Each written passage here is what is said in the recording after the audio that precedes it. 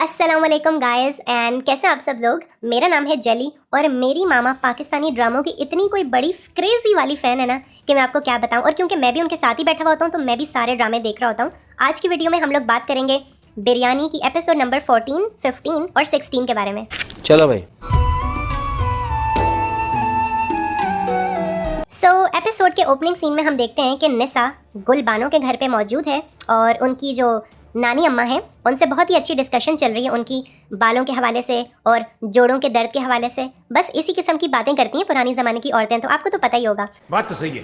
खैर साथ में हमारी गुलबानो भी मौजूद है और वो कहती है कि निसा आज शाम को मैं तुम्हें मज़ार पे ले चलूँगी और वहाँ जाके तुमने जो दुआ करनी हो तुम कर लेना। खैर शाम होती है और गुलबानो उसको अपने दरबार पे ले जाती हैं। वहाँ पे वो लोग दुआएं कर रहे हैं, चादरें चढ़ा रहे हैं, दिए जला रहे हैं, धागे बांध रहे हैं और हमारी निसा वहाँ पे दुआ करती है। तो गुलबानो कहती है कि निसा बता दो मुझे क्या दुआ की है तुमने। मैं नहीं बताऊंगा। तो खैर निसा जवाब देती है कि मैंने दुआ की है आपके लिए एक बहुत ही अच्छा रिश्ता हो जाए। खैर हमारी निसा को क्या पता कि हमारी ये बहन तो पहले से ही शादीशुदा है। खैर ये पहाड़ भी इनके ऊपर आज के एपिसोड में टूट ही जाएगा। ज़रा आगे आगे देखिए होता है क्या। अगले सीन में हम लोग देखते हैं कि ये जो गुलबानो का छोटा भाई है ना, ये ड्राइंग बना रहा होता है। तो निसा को तो वैसे ही बच्चों से बड़ा लगाव है, तो वो उसके आस पास आके बैठ जाती है और कहती है कि दिखाओ मुझे अपने क्या बनाया है। तो वो खैर अपना कागज़ इसको थमा देता है और कहता है कि ये है दुल्हा मीरान और ये है दुल्हन गुलबानो।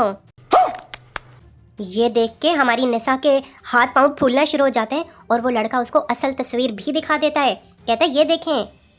बस इसी पहाड़ की बात कर रहा था मैं आपसे। निसा के तो जैसे हलक खुश्क हो जाता है और बस उसे समझ में नहीं आता कि वो क्या करे, ज़मीन फट जाए या आसमान कुछ हो जाए। खैर बेचारी भागी भागी जाती है गुलबानो के पास और कहती है गुलबानो साहिबा ये तस्वीर देखिए और इस पर अपने कमेंट्स मुझे शेयर कीजिए। खैर गुलबानो कहती है कि ये तस्वीर तुम्हें कहाँ से मिली है। तो खैर निसा कहती है कि ये बातें ज़रूरी नहीं है कि मुझे कहाँ से मिली है, ये बातें ज़रूरी हैं कि जो इस तस्वीर में मुझे दिख रहा है वो सब क्या है। तो खैर हमारी गुलबानो कहती है कि तुम मेरे साथ बैठो, मैं तुम्हें एक एक चीज़ तफसील से बताना चाहती हूँ। निसा कहती है कि मैं आपकी किसी बात को सुनना नहीं चाहती, मैं कल सुबह होते ही यहाँ से चली जाऊँगी, आपने और मीरान ने मुझे धोखा दिया है। खैर वो कहती है कि यार तुम मेरी बात तो सुनो, ये शादी मेरी मर्ज़ी से नहीं हुई थी और ये शादी नहीं है तो सिर्फ निकाह नामे पे दस्तखत किए थे हमने। मैं तो सिर्फ 14 बरस की थी जब मीरान मेरी ज़िंदगी में आया था। उसके बाद से मैं उसको एक ममता की तरह ट्रीट करती हूँ, मेरे लिए ममता है उसके दिल में और कुछ भी नहीं है। अच्छा। तुम खुदा के लिए उसको छोड़ के मत जाना, तुम बहुत अरसे के बाद मिली हो उसको। किसी लड़की से इतनी मोहब्बत मैंने कभी नहीं देखा उसने की हो जितनी वो तुमसे करता है। हमारी निसा के बालों पे जू तक नहीं रेंगती और वो सुबह होते साथ ही सब लोगों को बता देती है कि बस बहाना बना देती है कि मेरी अम्मी के हार्ट में कोई मसला हो गया है, डॉक्टर ने फ़ौरन तौर पे मुझे बुलाया तो मैं घर जा रही हूँ। अरे झूठ बोल रहा है। तो खैर वो गाड़ी में बैठ जाती है, लेकिन हमारी गुलबानो भी पीछे पीछे उसके आ जाती हैं और कहती हैं कि निसा प्लीज़ शीशा खोलो, मुझे बात करनी है तुमसे। निसा जैसे ही शीशा खोलती हैं तो गुलबानो कहती है कि मुझे बताओ मीरान अगर मुझसे कॉल करके पूछे कि तुम क्यों वापस गई हो तो मैं क्या जवाब दूँ उसको, बताओ। तो हमारी निसा कह देती है कि आप उसको बता दीजिएगा कि मुझे आपके और उसके रिश्ते के बारे में पता चल चुका है और आज से मेरा उससे कोई ताल्लुक़ नहीं है। एक स्टूडेंट और टीचर का ताल्लुक़ भी ख़त्म कर रही हूँ मैं। खत्म। खैर ये कह के बस क्या सुनना बाकी रह गया था। गुलबानो पलट जाती है बेचारी, अब क्या करे, पाँव थोड़ी ना पड़ा जा सकता है किसी के, और जाने वाले को वैसे ही रास्ता देना चाहिए, रोकना नहीं चाहिए। हाय हाय हाय हाय। तो बस ठीक है, हमारी निसा मैडम वहाँ से चली जाती हैं और हमारे मीरान भाई स्विमिंग कर रहे होते हैं, ऐसे पानी के अंदर गौते लगा रहे हैं कि जैसे ज़िंदगी में कोई परेशानी है ही नहीं। उसी टाइम पे उनको निसा नहीं गुलबानो कॉल कर देती हैं और कहती हैं कि मीरान क्या कर रहे हो, तो मैंने तुमसे बहुत ज़रूरी बात करनी है। तो मीरान कहते हैं कि अरे यार मैं तो स्विमिंग कर रहा था, आपने मुझे डिस्टर्ब कर दिया। हाँ खैर बोले अब क्या बात है, क्या हुआ, निसा ठीक है। तो वो कहती हैं कि हाँ निसा ठीक ही है और बस एक बात है, मैं तुम्हें कैसे बताऊँ। मीरान कहते हैं कि यार बता दें। अच्छा बताएं आप लोगों का कल का क्या प्लान है, कहाँ लेके जा रहे हैं आप उसको।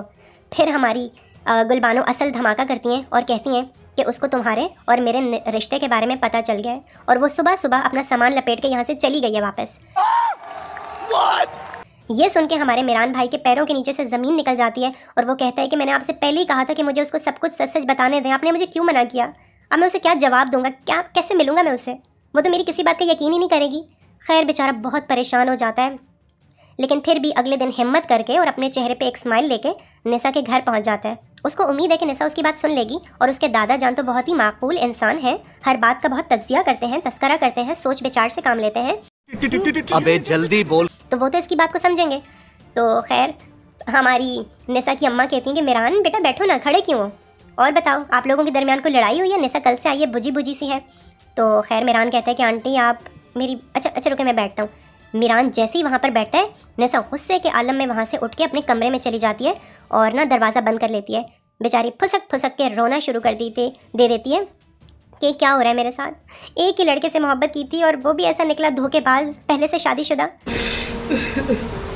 खैर मीरान काफ़ी देर तक निसा का इंतज़ार करता है, लेकिन जब 2 घंटे गुजरने के बावजूद भी वो अपने कमरे का दरवाज़ा नहीं खोलती तो बेचारा तंग आके वहाँ से चला जाता है। कुछ दिन गुजर जाते हैं और वो यूनिवर्सिटी आना बंद कर देती है। मीरान हर जगह उसको ढूंढ रहा है कि निसा कहाँ है। आज निसा आई थी यूनिवर्सिटी।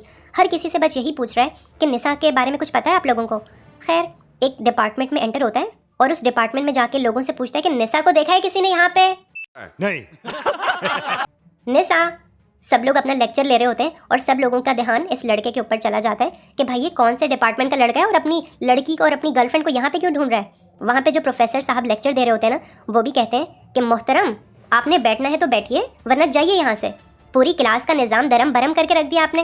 खैर मीरान कहता है कि अरे सर, नहीं चाहिए आपकी क्लास और नहीं चाहिए आपका लेक्चर। दरवाज़ा खोल के वहाँ से चला जाता है बाहर।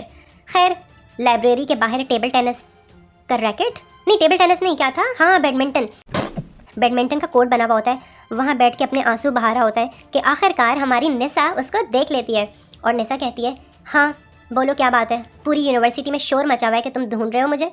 हमारा मीरान एकदम से खड़ा हो जाता है और कहता है कि निसा मेरी बात सुनो, तुमने जो कुछ देखा वो, मैं ये नहीं कह रहा कि वो झूठ था, लेकिन वो मुकम्मल सच भी नहीं था।